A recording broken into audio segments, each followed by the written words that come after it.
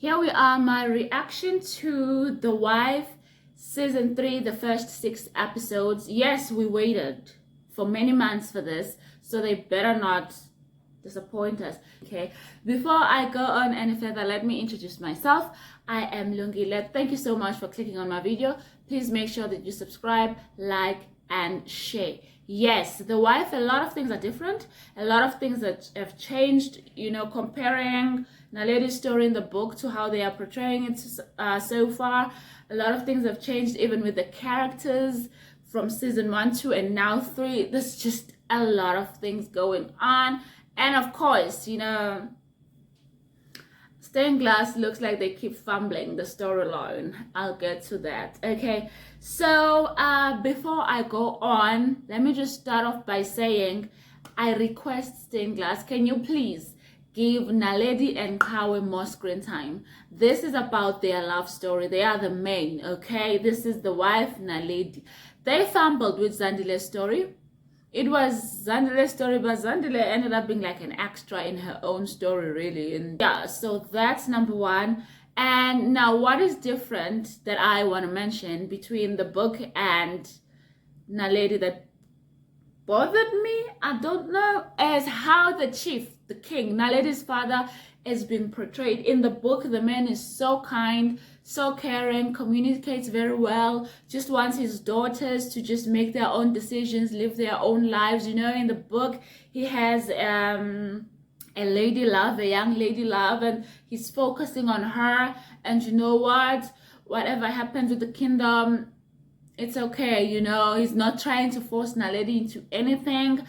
But in the series, the man he kidnapped Naledi to come home and get married to some stranger, I don't know, maybe she knows the guy, to marry a man she doesn't love, and then take on this ginormous responsibility of being queen when she didn't know that she was even in the running to being queen, because she has an older sister, Teddy, that everybody thought was going to be queen and take over from their father. Teddy is ready, Teddy is willing, Teddy has been doing all the necessary things so that she can take over from their father as the eldest daughter. But no, the father comes through and is like, nah, the ancestors chose you. And the ancestors chose that man for you to marry. Therefore, marry this man and then become queen. I mean, in that book, they did hint here and there that the man does have a dark side, that the man can enforce his rule. You know, I mean, in the book, Naledi had a stalker, and it was her father that sent people to kill Naledi's stalker, you know. So he did have a dark side, but he never showed it to his daughters. But here he is, forcing Naledi to marry some man and then take over a responsibility that she was never ready for.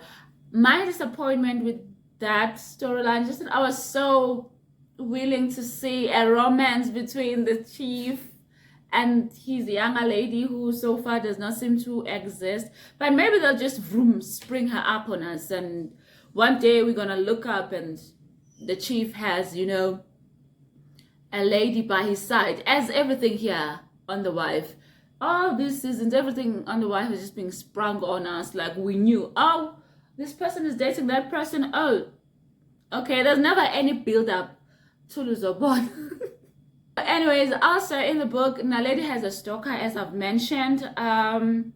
But so far, no stalker. When season 2 ended, I thought that the person who kidnapped Naledi was said stalker, but nope, it's her father, and we haven't seen any stalker. I mean, when episode 5, 6 ended, Naledi was supposed to be marrying this man chosen by her ancestors for her, but of course she ran off with Qhawe. So maybe this man, maybe this man is going to be the stalker. I don't know, that would be interesting for them, you know, to put in that element, and it would give more screen time for Naledi and Qhawe, which is what I like. But you know what, Stained Glass, you expect them to go east, they go west with this story. But of course, they do put up a disclaimer at the beginning saying inspired by the characters and events of the book. And boy, oh boy, it indeed is just an inspiration. My fave, Sambulo, is back for real. He's even back with his family. He's reconnected with his family. Yay, the Zulu brothers I almost said are all together, but stay with me. You'll find out they are not all together. So, yeah, Sambulo's reintroduction is anticlimactic. The man literally just walked in through the door, okay? Like, the family thought he was dead. They buried somebody, you know, they mourned him. To bring him back, I felt like there should have been some drama, some action, you know, connected to it. Maybe when they were being attacked by the police, when the police were stripping them naked, then Sambulo could have, you know, like showed up and been like, you know, done something there. That would have been a perfect time to introduce Sambulo. And ask how the police telling all these men to strip naked and Sambulo's there, and don't the police know that Sambulo's dead and buried and was shot? Like, was there no case opened about Sambulo's death and the police are there trying to arrest Sambulo again, dead Sambulo? Like, ooh, y'all. Okay. So, yeah, or like Sambulo's introduction could have been, you know, when Mandisa was being attacked by the community, you know, they could have somehow got the brothers there trying to save Mandisa, but can't because the community is overpowering them. And then Sambulo could, I don't know, just shoot a gun or do something. And then, you know, just give us, with Sambulo's reintroduction, man. But no, they had him walking through the front door. Even Ali's introduction to the family was more exciting, unless a bit too dramatic, really, than, you know, Sambulo. Like, hey, let me talk about Ali. Ali is Sambulo's new love interest. Thank the Lords in heaven, they finally gave Sambulo a love interest. In one of my other videos, I think it's the one I made about Sambulo dying, I did say I wanted to see Sambulo in love, and voila, they had that in their plans as well. Sambulo is in love with the amazing Ali, and let me tell you, girl is amazing. She is a nurse, sniper, ninja, break and entering individual. Like, crime wise, there ain't much this girl can't do. Like, I am not comfortable with her being a nurse, considering how comfortable she is with picking up a gun and shooting. To me, girl, you just seem to be way too comfortable with a weapon that can kill a human. So imagine what she could do with pills to kill a human in a position of being a nurse. So yeah, yeah, thank God she's fictional. So yes, the love story of Oli and Sambulo. I had just mentioned that stained glass like to spring characters up on us, and that's exactly what they did with Oli. We've known since the end of season 2 that Sambulo is not really dead. I think from then on they could have, you know, somehow introduced Oli then, so that we could just somehow see the chemistry grow between them, to see them do these things. Because I mean, how did Sambulo find out that this girl loves guns and she too is a sniper? How did she find out that Sambulo is a sniper? You know, and all that. This is a lot to just accept, you know, from a partner. So I really wish like we could have been given an opportunity, like for these two to fall in love and grow and whatever, and then, you know, now all of this would make sense in my head. Maybe this is just me. I like stuff to grow. I like a relationship to develop. I don't want you to just tell me, okay, these two are in love. When did they fall in love now? When did they meet? You know, I mean, she had a flashback of how she found him and saved his life and whatever, but I mean, that doesn't tell us how they fell in love, how she found out his secrets and he found out her secrets and stuff like that. And believe you me, being a sniper is something one keeps a secret, you know. So that's about Sambulo. And there was a sex scene. Of course there was a sex scene between Sambulo and Oli. Showmax is trying this whole thing of getting the South African audience used to nudity, as we have seen with the past love scenes in The Wife, and those who watch Blood Psalms as well. There's a lot of nudity in Blood Psalms, so it seems Showmax is trying to get the South African audience used to nudity. Blood Psalms, the Mad King, yo, that dick in the socks. It's like, Maybe I should just make a separate video about Bloodsums and just vent about the Naked King. He's so distracting. But like, my issue is I don't even know what the hell is happening with Bloodsums. Well, how can I make a video about that? But maybe that would be the video about how everything is everything and I'm so confused. Anyways, let me put Bloodsums aside. Yeah, Showmax seems to be just trying to get the South African audience used to nudity. And I'm not sure if we like it, you know. Because, yeah, on Twitter somebody posed the question, did we really need that love scene between Sambulo and Oli? And you know what? I enjoyed this love scene the same way I enjoyed the first one. Yeah, Shlomo's deflowering love scene. I enjoyed that love scene. I enjoyed this one. You know, it makes sense. She missed him. He'd been in jail, and he's back, and she wants to celebrate.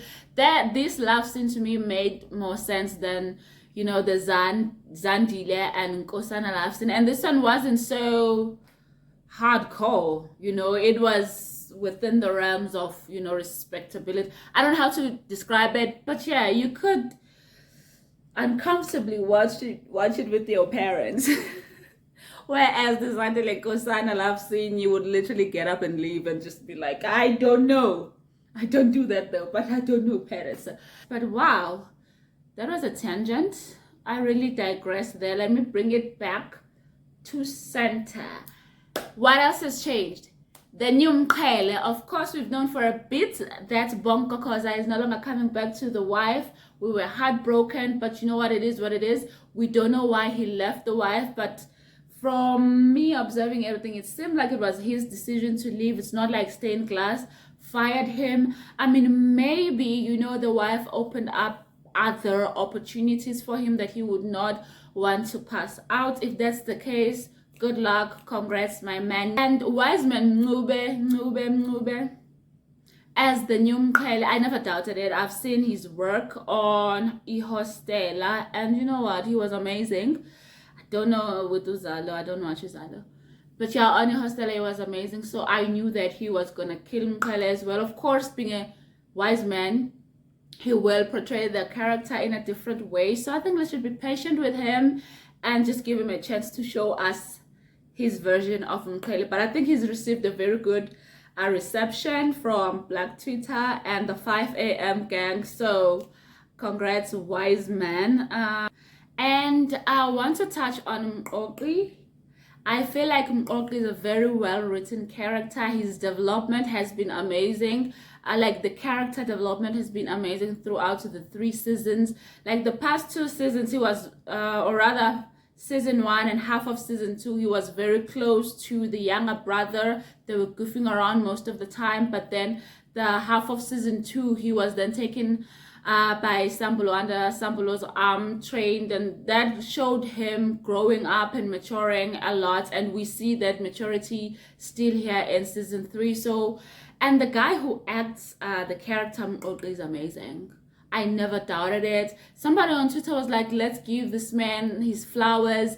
Me, I gave that man his flowers. My first video about the wife. I was excited about his casting in the show because what this man did on his Tunzi cannot be undone. That was the first time I saw him act on his Tunzi, and his acting, his talent, his amazingness, it stuck with me throughout. Last but not least, Ngoba is dead. The fuck? What? Like last week, me and my friend, we watched the first 3 episodes. The first 3 episodes. And when they ended, we actually were like, hey, we haven't seen Ngoba, you know? And I was suspecting. And here we are. We got our proof Ngoba is dead. I guess Abdul Khoza could not be replaced. They could not recast the character Ngoba. And you know, if for some reason Abdul is the one who decided not to come back, they really, I couldn't see his recast, or rather Ngoba's recast being a success. And I'll tell you why. Number one, what Abdul did with the character Ngoba is out of this world. it's so hard for somebody else to portray that character so well, that level of talent, his acting. Oh my God, like, so that would have been real hard to replace. I mean, Bonko Koza's talent as well was undoubtable. But now this leads me to point number 2. Abdul Koza was already a big name with a huge following, and we were just so happy to see him on this show in that character. Whereas a lot of us were introduced to Bonko Koza as Qhawe, he didn't have such a huge following coming onto the show. So I guess that's why it's possible to recast him. I guess it's why it's possible to replace Bonko with somebody else, and not so possible to replace Abdul with somebody else, because it would have been like, huh? No, man, So yeah, I mean, if it was Abdul's decision to leave and not come back, okay. But if Stained Glass are the ones who chose to kill him, calm down. I still have not forgiven the decision to kill Mbande. I've still not, okay? So if Stained Glass decided it was a brilliant idea to kill Ngaba, anyway, I think that is all for my reaction of The Wife Season 3. Let's keep watching, let's keep supporting, and I know I will have more to say about the storyline and how everything is portrayed. Thank you so much for watching. Goodbye.